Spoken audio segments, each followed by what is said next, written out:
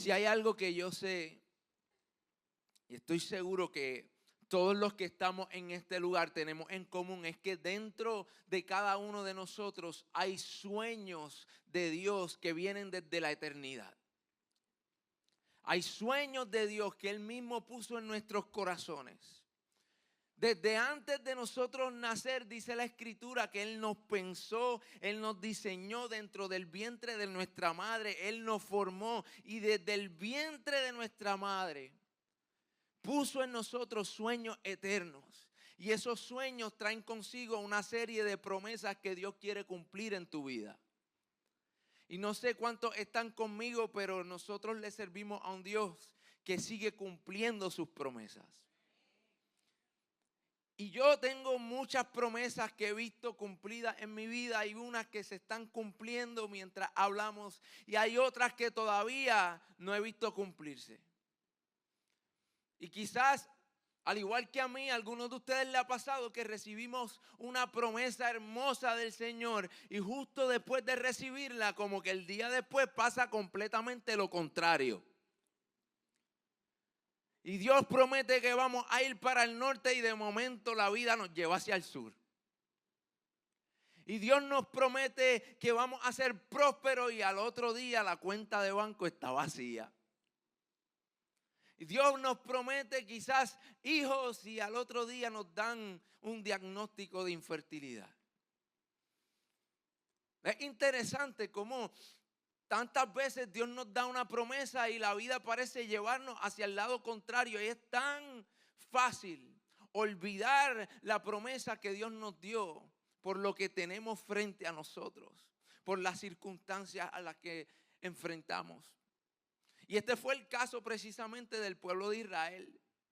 Dice la Escritura que el pueblo de Israel estuvo cautivo en Egipto por más de 400 años. Y de momento Dios levanta a Moisés para libertar a este pueblo. Y llega Moisés a libertar al pueblo y como que el faraón apretó la cosa. Y cada día parecía ser más imposible hasta que finalmente Dios los libera con mano poderosa y cruzan el Mar Rojo para encontrarse ahora en un desierto. Porque entre medio de cada Egipto y tu tierra prometida hay un desierto. Y es interesante que cuando estudiamos en las Escrituras, a menudo es el mismo Dios que nos lleva al desierto. Este fue el caso de Jesús también. Dice la Biblia que el Espíritu Santo llevó a Jesús al desierto a ser tentado. Y a menudo Dios nos lleva al desierto porque Él quiere depurarnos, Él quiere purificarnos, Él quiere prepararnos para que podamos sostener el peso de gloria que trae consigo la tierra prometida. Lo hermoso del asunto es que muchos de nosotros ya hemos pasado el desierto. Ya morimos en el desierto. Ya murió en el desierto la incredulidad en nosotros y llegamos a la tierra prometida lleno de esperanzas, quizás un poco cansados y despeinados, para ahora enfrentarnos con gigantes. Y nos preguntamos, Señor, pero tú me sacaste de Egipto, me metiste en un desierto y yo pensaba que ya lo más difícil lo habíamos pasado, pero ahora me estoy encontrando con estos gigantes de la vida que están en la tierra prometida que tú me has llamado a heredar. Y todos los que estamos en este lugar, que cargamos sueños de Dios, que cargamos promesas de Dios, cruzamos por el desierto, pero también enfrentamos gigantes cuando llegamos a el borde de nuestra tierra prometida. Entre medio de tu promesa y el cumplimiento de la misma hay gigantes. Y no lo digo para asustarlos. Los digo para traer aliento y esperanza a su vida. Porque esto no es una historia que estás viviendo tú por primera vez en la historia de la humanidad. Es una historia que se ha repetido una y otra vez en la vida de todos aquellos que hemos sido llamados y escogidos por el Rey de Reyes para hacer grandes cosas en su nombre. Así que hoy, si te estás enfrentando con un gigante que quiere interponerse entre ti y lo que Dios tiene para ti, ten esperanza porque significa que lo estás haciendo bien. Ten esperanza porque significa que estás al borde de una gran victoria. Cuando pensamos en gigantes, yo estoy seguro que todos los que hemos crecido en la iglesia pensamos en una misma historia. En David y Goliat. A mí esa historia me llenaba la imaginación de una película cuando la maestra de escuela bíblica comenzaba a contarme la historia de David y de Goliat. Y ahora de adulto como que toma un significado más real. Porque hay cosas que entendemos ahora que no entendíamos cuando éramos niños. Pero de lo que yo quiero hablarles hoy es de ciertas cualidades que podemos ver en la vida de David que necesitamos desarrollar si vamos a convertirnos en cazadores de gigantes. Hay ciertas cualidades que necesitamos desarrollar si vamos a tumbar a los gigantes que están frente a nosotros en el poder de Dios. Y de eso es lo que yo te quiero hablar. Así que quiero que vayan conmigo al libro de Samuel, capítulo 17, versículo 4. Y para darle un poquito de contexto, el pueblo de Israel estaban contra sus archienemigos, los filisteos. Y estaban en una guerra constante y en este punto de esta guerra vemos esta historia. Y dice el versículo 4, luego Goliat, un campeón filisteo de Gat, salió de entre las filas de los filisteos para enfrentarse a las fuerzas de Israel. Medía casi 3 metros de altura. O sea, estamos hablando de casi 10 pies. Shaquille O'Neal no tenía nada que buscar aquí. Llevaba un casco de bronce y su cota de malta hecha de bronce pesaba 57 kilos. También tenía puesto protectores de bronce en las piernas y llevaba una jabalina de bronce sobre el hombro. El asta de su lanza era tan pesada y gruesa como un rodillo de telar, con una punta de hierro que pesaba casi 7 kilos. Su escudero iba delante de él.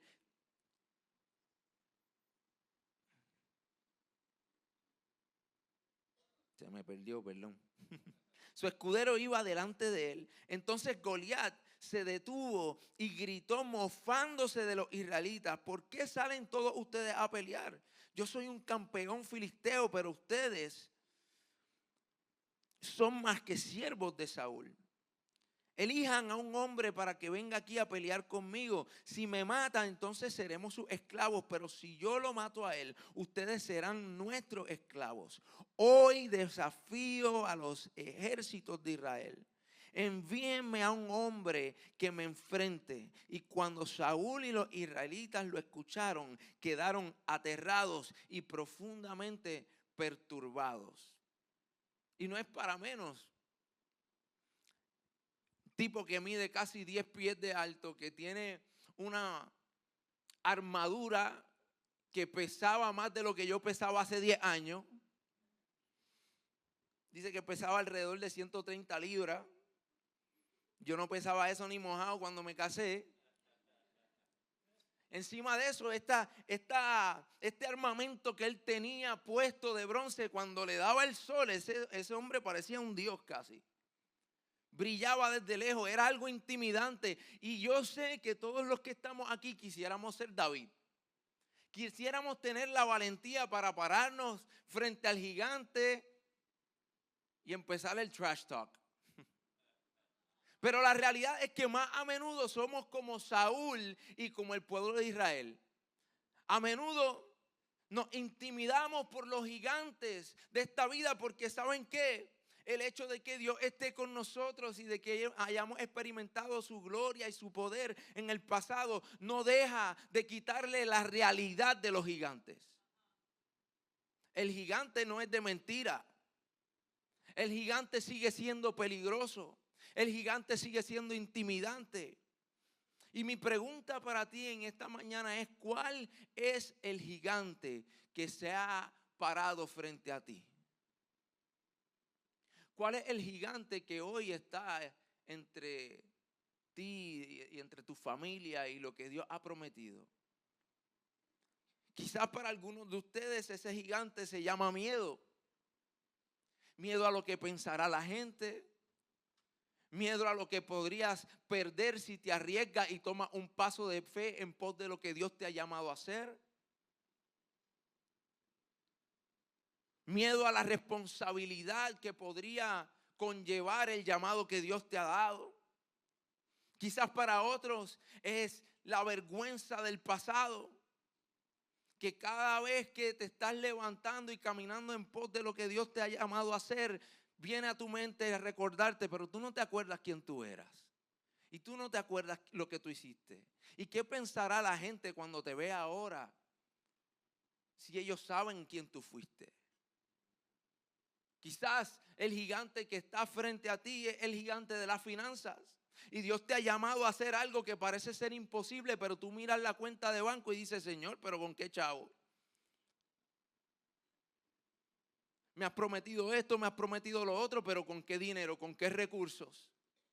Y hoy el gigante de las finanzas se para frente a ti, tú lo ves tan grande y tan poderoso y te intimidas. Quizás el gigante que hoy está tocando a tu puerta es el gigante de la enfermedad. Y te preguntas: Señor, pero todo lo que me prometiste, ¿cómo se va a cumplir ahora que la enfermedad ha llegado a mi vida?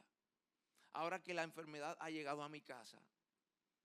Quizás el gigante que se ha levantado en tu casa es un gigante de división entre tu esposa y tú, tu esposo, tus hijos. Quizás es la pérdida de un ser querido, quizás son los retos. Usted póngale nombre a su gigante hoy. Porque lo que yo quiero recordarte es que no importa cuán grande, cuán poderoso, cuán intimidante pueda parecer el gigante, el Dios que está contigo es mucho más poderoso, es mucho más grande, y Él no te va a dejar, no te va a desamparar, y lo que Él ha prometido, Él lo va a cumplir.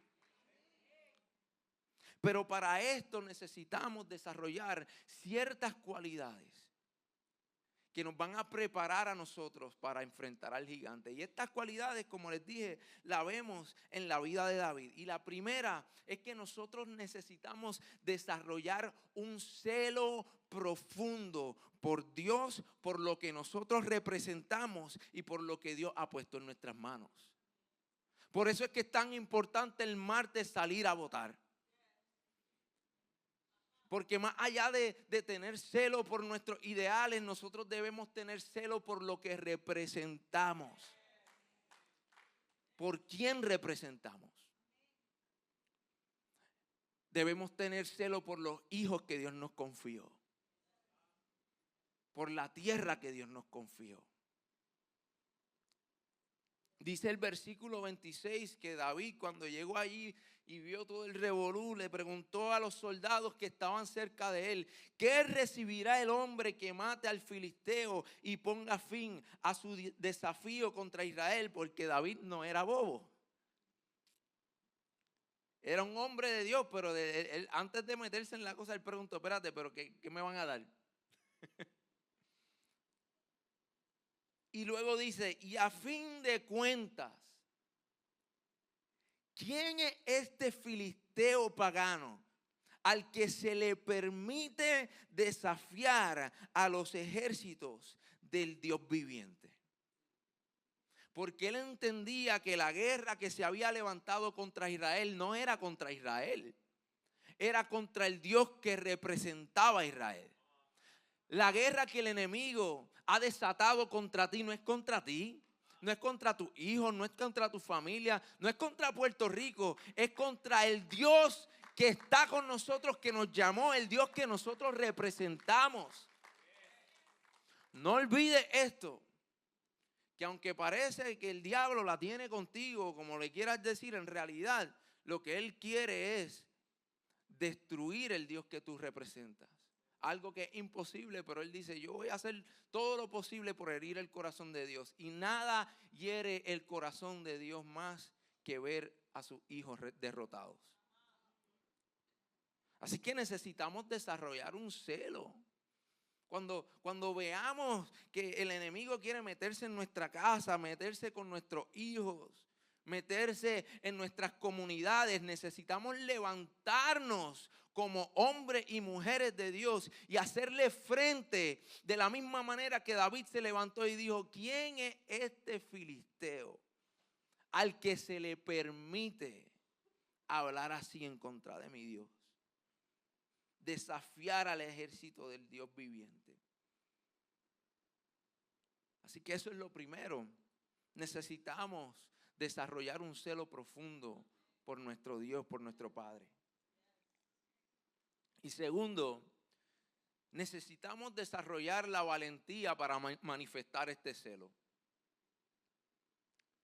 La valentía para hablar cuando muchos se quedan callados por miedo. La valentía para pararse firme cuando muchos deciden ir con la corriente.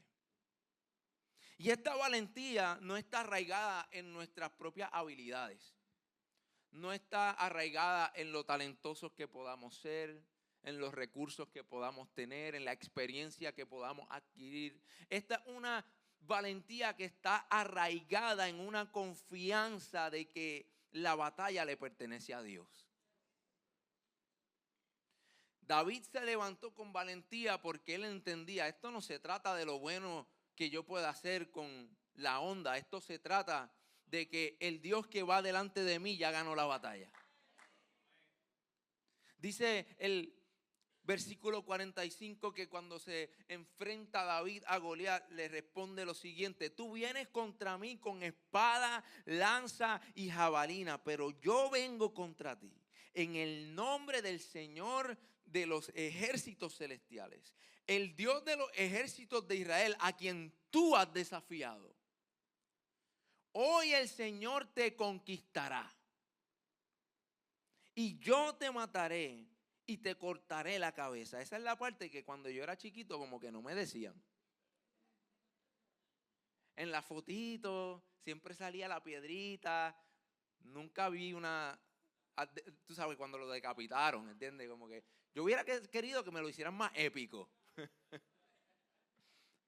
Quizás mis papás no me hubieran traído de nuevo a la iglesia. Y luego te daré los cadáveres de tus hombres a las aves y a los animales, y todo el mundo sabrá que hay un Dios en Israel. Todos los que están aquí reunidos sabrán que el Señor rescata a su pueblo, pero no con espada ni con lanza. Esta batalla es del Señor y los entregará a ustedes en mis manos. El hombre tenía el trash talk bien mangado. Yo no hubiera querido jugar baloncesto contra este tipo. Pero si hay algo que él entendía, es que el que conquista es Dios. El que conquista es Dios, no somos nosotros.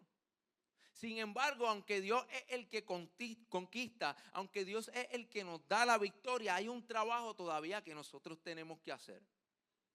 Y por eso es que Él dice, hoy el Señor te conquistará. Él sabía que la conquista era del Señor. Pero luego Él dice, y yo te mataré y te cortaré la cabeza. Y el problema es que muchos de nosotros hemos visto la conquista de Dios, pero nunca le cortamos la cabeza al gigante. Nunca hicimos nuestra parte. Entonces Dios destruye las cadenas de nuestra cárcel y nosotros volvemos de vez en cuando a meternos allí. Y Dios te libera de una relación tóxica, una relación que sabes que no te convenía, quizás alguien que te maltrataba, alguien que te alejaba de Dios, pero nunca borraste su teléfono de tu celular, nunca lo bloqueaste de las redes, y cuando te sientes débil vuelves a Él. Y el gigante que Dios conquistó para ti, tú vuelves y lo revives. Y el detalle es que hacemos esto con muchas cosas. Hay adicciones que Dios conquistó por nosotros y nunca le cortamos la cabeza. Y Dios conquistó la adicción de la pornografía para ti, pero nunca pusiste los parámetros necesarios para cortarle la cabeza a tu gigante. Y de vez en cuando te sigues preguntando, Señor, pero si tú me libertaste y me has hecho libre y estoy caminando en sanidad, en libertad, ¿por qué regreso cuando me siento débil al mismo hábito? Y es que nunca le cortaste la cabeza al gigante.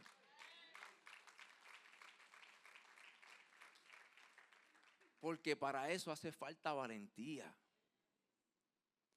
Hace falta valentía para romper con una relación de muchos años, ya sea amorosa o de amistad. Yo he tenido amigos que he considerado mis hermanos que he tenido que cortar esa relación porque reconocí que no me hacía bien y que me alejaba cada día más del propósito de Dios para mí. Yo he tenido que entregarle hábitos, aún hábitos que no necesariamente son pecaminosos, simplemente porque me estaban alejando del propósito de Dios para mi vida. Y eso toma valentía. Esa valentía que les dije que está arraigada, fundamentada en el hecho de que Él ya conquistó la batalla, pero nos toca hacer a nosotros nuestra parte. Y necesitamos matar al gigante, necesitamos cortarle la cabeza al gigante. Hay gente que Dios ha libertado del miedo y que vivieron toda su vida ansiosos y temerosos del futuro. Y tienen quizás una racha chévere de vivir en libertad, pero luego vuelven a aprender las noticias y a ver en las redes sociales y a escuchar todo el ruido de la vida que te regresa a ese lugar de ansiedad cuando Dios te está llamando a meterte en su palabra, a confiar en Él.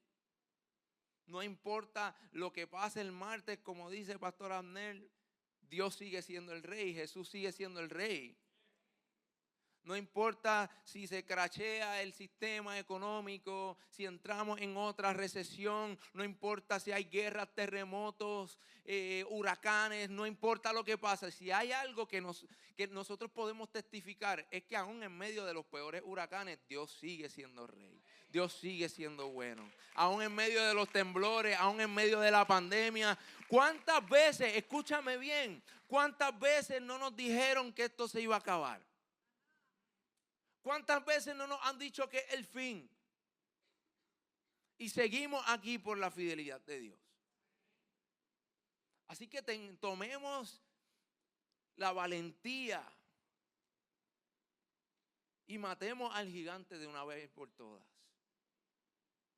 Necesitamos desarrollar celo, necesitamos desarrollar valentía, pero también necesitamos desarrollar humildad.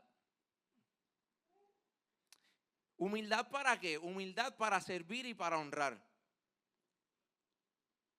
Porque a pesar de la grandeza que David sabía que cargaba dentro de sí, él ejemplificó una humildad extraordinaria.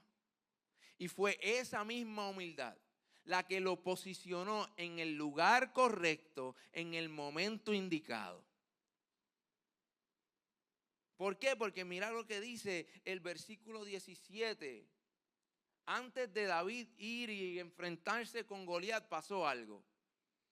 Y es interesante porque justo antes de este versículo, el capítulo anterior, es cuando Samuel viene a ungir a David como rey de Israel. Y termina la ceremonia de ungir a David después de ser menospreciado por su padre y por el mismo Samuel. Y Dios le dice, este es el que yo escogí. Termina esa ceremonia y ¿saben lo que David volvió a hacer? Fue a servirle una vez más a su padre como pastor de ovejas. Y dice el versículo 17 que un día Isaí, el papá de David, le dijo, toma esta canasta de grano tostado y estos 10 panes y llévaselos deprisa a tus hermanos. Y dale estos 10 pedazos de queso a su capitán. Averigua cómo están tus hermanos y tráeme un informe de cómo les va. Los hermanos de David estaban con Saúl y el ejército israelita en el valle de Elá. peleando contra los filisteos. Así que temprano en la mañana siguiente, David dejó las ovejas al cuidado de otro pastor y salió con los regalos como Isaí le había indicado. Llegó al campamento justo cuando el ejército de Israel salía al campo de batalla dando gritos de guerra. Yo no sé usted, pero si a mí me ungen rey de Puerto Rico y al otro día mi papá me manda a ser mensajero, yo le digo, perdóname, yo no soy mensajero, yo soy un rey. Así que ten cuidado como me habla. Pero esta no fue la actitud de David. David lo ungieron como rey y fue a hacer uno de los trabajos más comunes, más apestosos, más separados de la sociedad en ese entonces, que era cuidar las ovejas. Y al día siguiente su papá lo llama y le da una asignación que parecía estar por debajo de un rey. Sin embargo, él tuvo la humildad para honrar a su papá y para servirle a sus hermanos. Y fue esa honra y ese servicio lo que llevaron a David a llegar justo en el momento correcto al campo de batalla. ¿Qué hubiera sucedido si David hubiera dicho, yo voy a pichar, yo voy a ser el rey?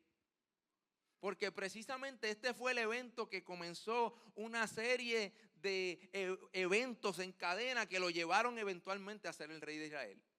Este fue el evento, este fue el momento que esparció la fama de David por todo Israel. Y David llegó en el momento correcto al lugar indicado, porque tuvo la humildad para honrar y para servir. Yo he tenido el privilegio de hacer muchas cosas a lo largo de mi vida. Para los que no me conocen, yo soy músico de profesión, soy productor musical y he tenido el privilegio de trabajar con algunos de sus artistas cristianos favoritos. He podido viajar tocando la guitarra y la batería alrededor del mundo, pero ¿saben qué? Eso nunca hubiera sucedido si un día yo no hubiera tenido la humildad para honrar y para servir.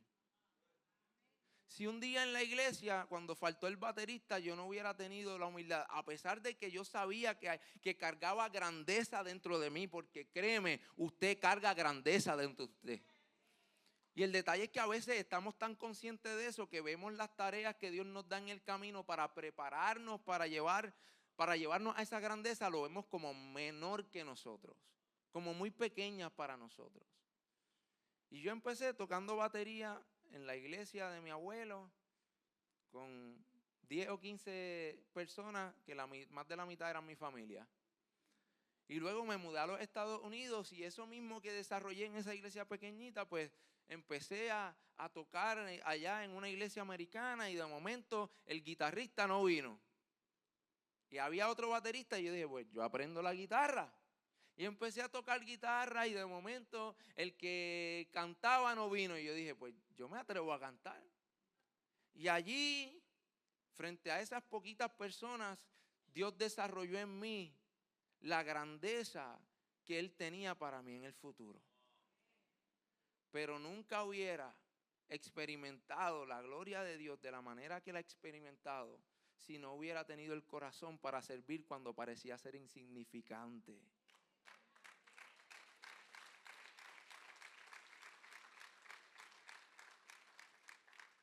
Y para nosotros parece ser insignificante, pero la realidad es que no hay nada insignificante en el reino de Dios.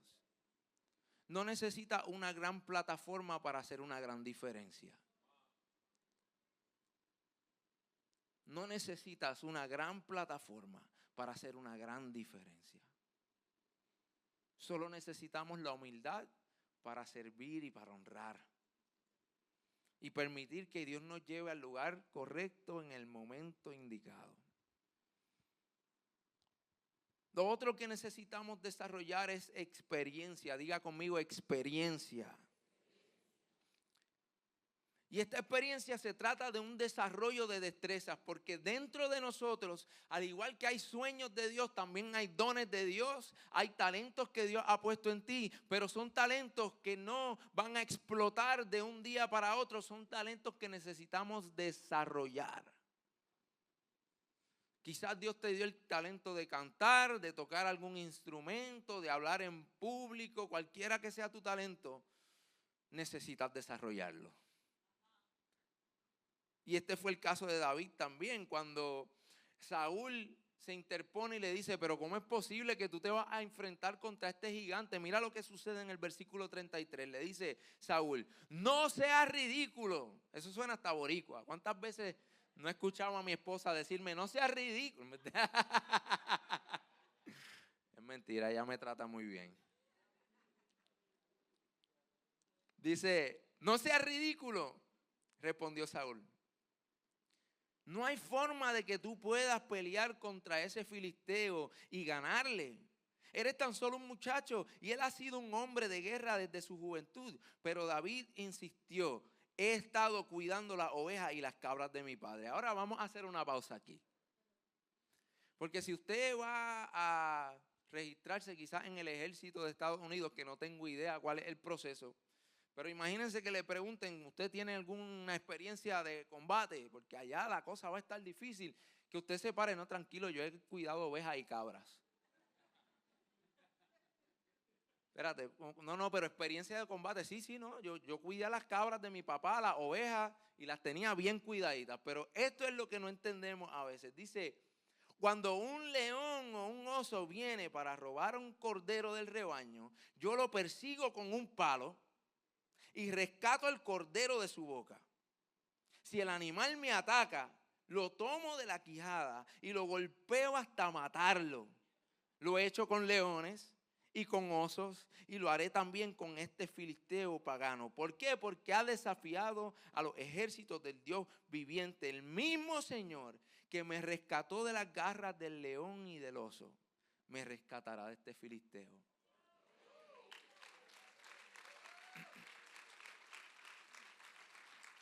Y qué brutal, ¿verdad? Nosotros nos emocionamos y aplaudimos, pero si aparece una iguana de esas de palo en casa,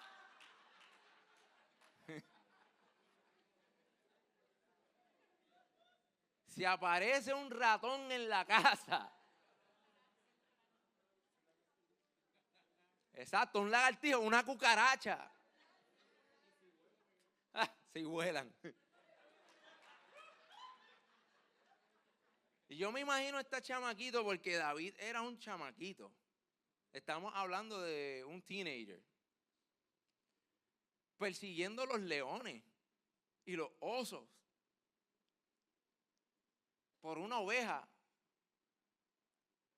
Esto habla de la confianza inmensa que él tenía, no en sus habilidades, pero como les dije, en el Dios que estaba con él. Cuando usted sabe que usted carga grandeza de parte de Dios, usted sabe que no importa con lo que se va a enfrentar, Dios va a estar con usted. Y lo va a rescatar del oso, lo va a rescatar del león y también del gigante que tiene de frente. Y de esto se trata, de desarrollar nuestras experiencias y nuestras habilidades, porque además de esa confianza que David tenía en su Dios, también yo me imagino a David mientras cuidaba las ovejas, sabiendo que en cualquier momento iba a aparecer un animal de estos por ahí, con su onda, mientras nadie lo veía, practicando quizás con un árbol. Fallé, vamos de nuevo. Fallé de nuevo, vamos.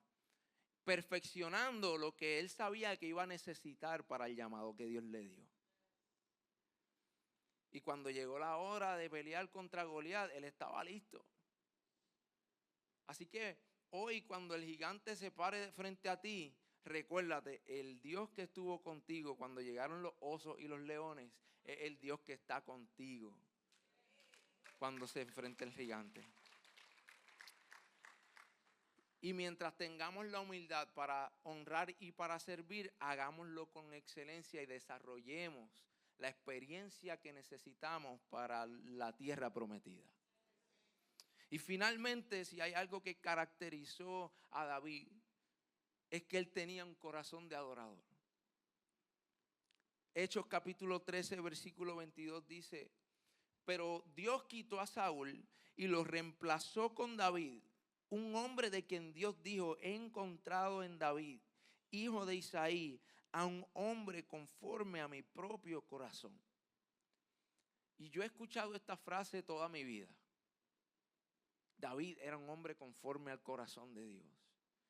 Y le he pedido a Dios: Señor, yo quiero desarrollar un corazón como el de David, un corazón conforme al tuyo, pero realmente a veces se nos escapa el significado de lo que, la definición de un corazón conforme al de Dios, pero aquí Hechos nos las da, porque dice: Él hará todo lo que yo le diga. El que tiene un corazón de adoración, el que tiene un corazón conforme al de Dios, es aquel que siempre tiene un sí para Dios. Eso es todo. No es el que canta mejor, no es el que más levanta las manos en la iglesia, no es el que más lee la Biblia, no es el que más ofrenda. Es aquella persona que ha entendido que el precio que Dios pagó por nuestra salud y por nuestra salvación es tan alto que nosotros ahora somos completamente de Él. Nosotros le pertenecemos a Él. Y eso significa que cuando Dios nos pide algo, siempre hay un sí para Él. No importa cuán loco pueda sonar, no importa cuánto nos cueste, no importa lo que vayan a pensar de nosotros, no importa la responsabilidad que conlleve, no importa el dinero que pueda costar, no importa lo que sea, aquel que tiene un corazón conforme al de Dios es aquel que siempre tiene un sí para Dios. Y nunca vas a poder vencer los gigantes de tu vida si no tienes un sí para Él. Esto es lo más importante.